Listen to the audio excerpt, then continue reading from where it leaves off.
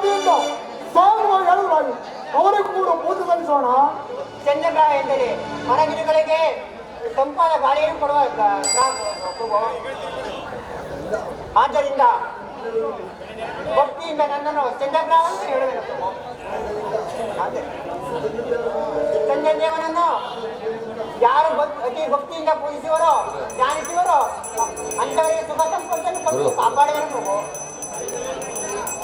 ಓ ಚಂದ್ರದೇವರ ಮಹಿಮೆಯನ್ನು ಕೇಳಿ ಎಲ್ಲವನ್ನು ಸಂತೋಷವಾದ ಕಾರಣ ಸರ್ವರು ಪೂಜಿಸಿರಿ. ನಾನು ಕೂಡ ಧ್ಯಾನಿಸುವೆನು. ಚಂದ್ರದೇವಾಯ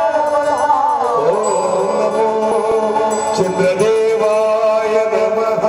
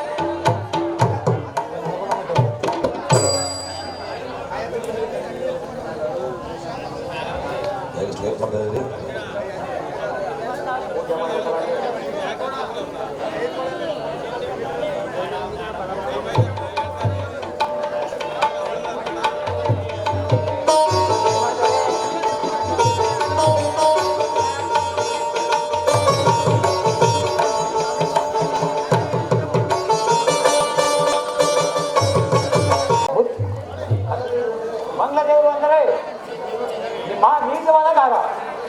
ಮಂಗದೇವರನ್ನು ಯಾರು ಅತಿ ಭಕ್ತಿಯಿಂದ ಪೂಜಿಸುವರೋ ಧ್ಯಾನಿಸುವರೋ ಅಂಥವರಿಗೆ ಸಕಲ ಸಂಪತ್ತನ್ನು ಕೊಟ್ಟು ಎಡೆಬಿಡದೆ ಕಾಪಾಡುವುದು ಪ್ರಭು. ನೀವು ಮಂಗಳದೇವರ ಮಹಿಮೆಯನ್ನು ಹೇಳಿದರು ಎಲ್ಲ ಸಂತೋಷವಾದ ಕಾರಣ ಸರ್ವರು ಧ್ಯಾನಿಸಿರಿ. ನಾನು ಕೂಡ ಪೂಜಿಸುವೆನು.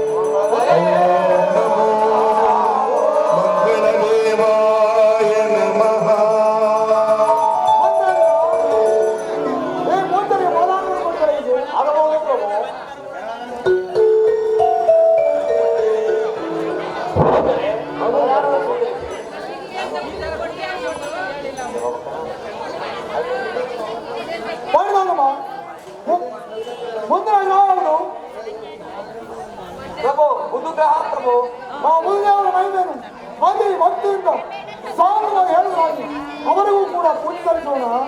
ಪ್ರಭು ಬುಧದೇವರೆಂದರೆ ಬಹಳ ನೀಟಾದ ಗ್ರಹ. ಯಾರು ಅತಿ ಭಕ್ತಿಯಿಂದ ಪೂಜಿಸುವರೋ ಧ್ಯಾನಿಸುವರೋ ಅಂತವರಿಗೆ ಸಕಲ ಸಂಪತ್ತನ್ನು ಕೊಟ್ಟು ಎಡಬಿಡದೆ ಕಾಪಾಡುವುದು ಪ್ರಭು.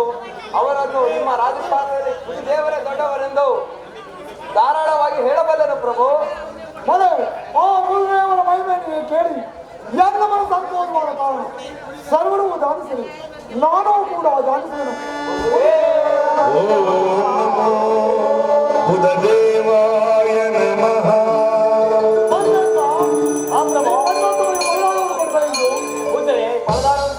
ಆಗಬಹುದು ಪ್ರಭು. ಮಾಡಿದಂತವರೇ ಮುಂದಿನ ಗ್ರಹವನ್ನು ರುದ್ರಾ ಪ್ರಭು. ಆ ಗುರುದೇವರ ಮಹಿಮೆಯನ್ನು ಅತಿ ಭಕ್ತಿಯಿಂದ ಸಾಂಗವಾಗಿ ಹೇಳುತ್ತಾರೆ. ಅವರಿಗೂ ಕೂಡ ಪೂಜಿಸೋಣ. ರುದ್ರ ಅಂದರೆ ಬಹಳ ನೀಚವಾದ ಗ್ರಹ. ಯಾರು ಪೂಜಿಸುವರೋ ಯಾರು ಧ್ಯಾನಿಸುವರೋ ಅಂತವರಿಗೆ ಸಕಲ ಸೌಭಾಗ್ಯವನ್ನು ಕೊಟ್ಟು ಕಾಪಾಡಬೇಕೆಂದು ನಿಮ್ಮ ರಾಜವಂಶದಲ್ಲೇ ಹೇಳಿ ಬಹಳ ಸಂತೋಷ. ಗುರುದೇವರ ಮಹಿಮೆಯನ್ನು ಕೇಳಿ ಎಲ್ಲ ಸಂತೋಷವಾದ ಕಾರಣ ಸರ್ವರು ಧ್ಯಾನಿಸಿ. ನಾನು ಕೂಡ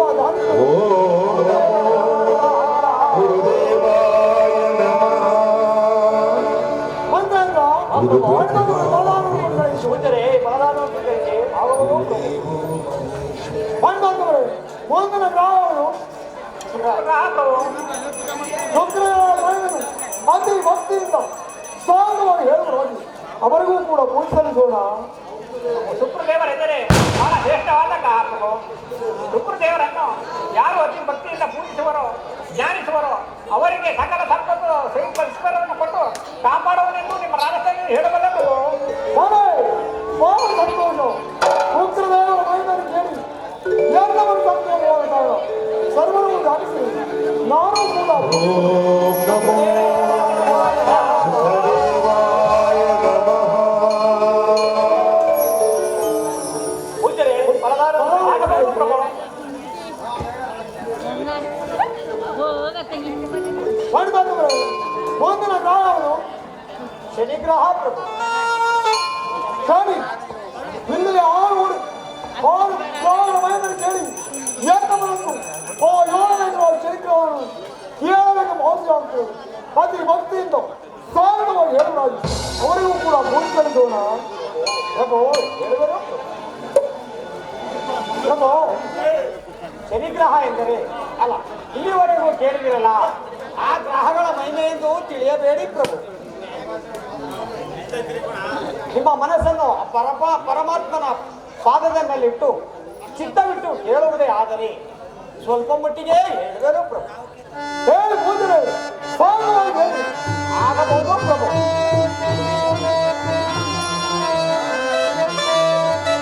ಶನಿಯೋ ಜನಿಸಿದಾಗ ತನ್ನ ಪಿತನ ಮೇಲೆ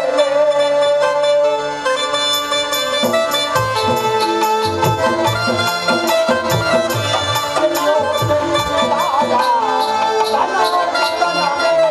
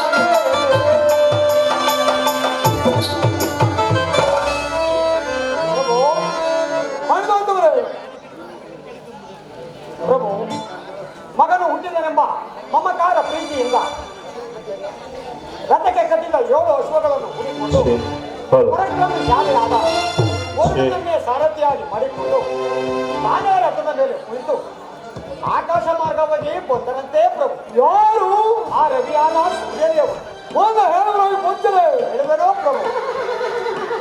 ಆವಾಗ ಛಾಯಾದೇವಿ ಪಕ್ಕದಲ್ಲಿ ಛಾಯಾದೇವಿ ಪಕ್ಕದಲ್ಲಿ ಮಲಗಿದ್ದ ಆ ಶನಿವಾಹನವನ್ನು ನೋಡಿ ಆಹಾ ಇದೇನಿದು, ಪ್ರಪಂಚಕ್ಕೆ ನಾನು ಪ್ರಕಾಶಮಾನವಾಗಿ ಕಾಣುವೆನು ಎಂದು ಗರ್ವಾಲೋಚನೆ ಮಾಡುತ್ತಾ ಮಗನ ಕಡೆ ಒಂದು ಸಾರಿ ತಿರುಗಿ ನೋಡೋಣ. ತದಾದ ಕ್ಷಣದಲ್ಲಿ ಕುಷ್ಠರೋಗವೂ ಪ್ರಾಪ್ತಿಯಾಯಿತು ಪ್ರಭು.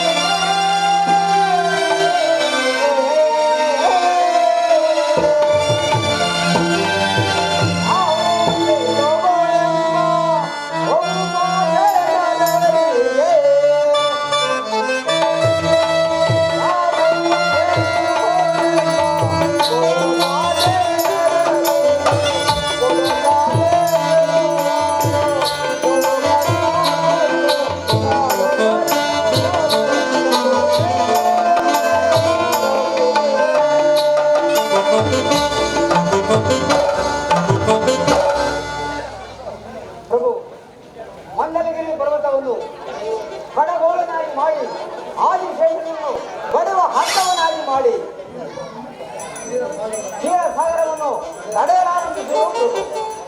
ಆವಾಗ ವಿಷವೇ ಒಂದು ಭಾಗವಾಗಿತ್ತು, ಅಮೃತವೇ ಒಂದು ಭಾಗವಾಗಿತ್ತು ಪ್ರಭು. ಅಲ್ಲಿ ಸಿಂಹಿ ಎಂಬ ರಾಕ್ಷಸನು ನೆನೆದು ದೇವತೆಗಳಿಗೆ ಬಹು ಕಷ್ಟವನ್ನು ಕೊಡುತ್ತಿದ್ದನು ಪ್ರಭು. ಯಾರು ಆ ಸಿಂಹಿ ಎಂಬ ರಾಕ್ಷಸನ ಪ್ರಭು ಮೋದ ಯಾವಾಗ ಬಂತು ನೋಡಿ. ಆ ಕಳೆಯಲ್ಲಿ ಸೇರಿಸಲಾಗದೆ ಆ ದೇವತೆಗಳು ವಿಷ್ಣು ಕುರಿತು ತಪಸ್ಸನ್ನು ಹೇಳಿದರಂತೆ ಪ್ರಭು. ಆವಾಗ ಆ ತಪಸ್ಸಿಗೆ ಮೆಚ್ಚಿ ಅವರು ಹಿಡಿದಿದ್ದ ತ್ರಿಶೂಲದಿಂದ ಸೌಂಡನಾಗಿ ಮಾಡಿಕೊಂಡು ಆಕಾಶ ಮಾರ್ಗವಾಗಿ ಬಂದರಂತೆ ಪ್ರಭು. ಯಾರು ಆ ವಿಷ್ಣು ಮೋದ ಯಾವಾಗ ಮುಟ್ಟರೆ ಆಗಬಹುದು ಪ್ರಭು. ಆವಾಗ ಆಹಾ ಈತನಲ್ಲವೇ ಈ ದೇವತೆಗಳಿಗೆ ಕೊನೆಯನ್ನು ತಿಳಿದು ಅವರಿಂದ ಸೌಂಡಿನಿಂದ